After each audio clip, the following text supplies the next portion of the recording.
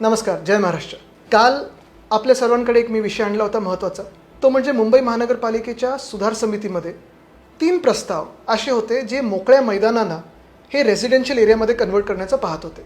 म्हणजेच काय, तर आपली चांगली मोकळी मैदानं, मग एक बँड्रा वेस्टमध्ये फुटबॉलचं मैदान आहे, जे फुटबॉलचं टर्फ आहे, जिथून देशासाठी फुटबॉल खेळणारे लोक तिथे येऊन प्रॅक्टिस करत असतात, ते त्यांना एक्झिबिशन सेंटरमध्ये कन्वर्ट करायचं होतं.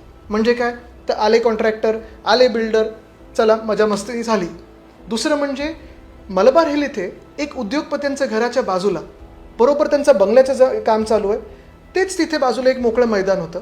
ते मैदान देखील त्यांना रेसिडेन्शियल एरियामध्ये कन्वर्ट करून त्या उद्योगपत्याला द्यायचं होतं. म्हणजे मोठा बंगला, प्रायव्हेट गार्डन असेल किंवा मोठा बंगला होऊ शकेल, पण तिथे जनसामान्यांना नो एंट्री. आणि तिसरं काय, तर मुख्यमंत्र्यांच्या निवासस्थानी त्याच्या बाजूलाच तिथे एक सोसायटी आहे, तिथे एक चांगला हरितपट्टा होता किंवा आहे. तो हरितपट्टा देखील कन्वर्ट करून काय करायचं आहे, तर रेसिडेन्शियल. म्हणजे पुन्हा बिल्डर आले.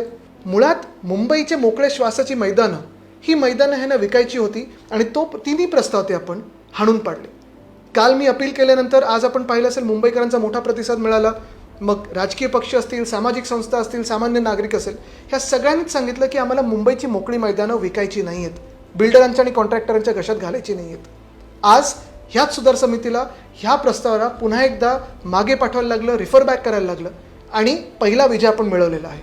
अर्थात मोठा विजय आपला तेव्हाच होईल जेव्हा हे तिन्ही प्रस्ताव रद्द होतील, खारिज होतील. चौथा एक भयानक प्रस्ताव हे आणत होते, ते म्हणजे मुंबईच्या ज्या आपल्या रक्तपेढ्या आहेत, ब्लड बँक्स आहेत मुंबई महानगरपालिकेच्या, ह्या सगळ्या ब्लड बँक्सना काही ठराविक NGOजना देऊन प्रायव्हेटाईज करायचे होते, खाजगी करायचे होते.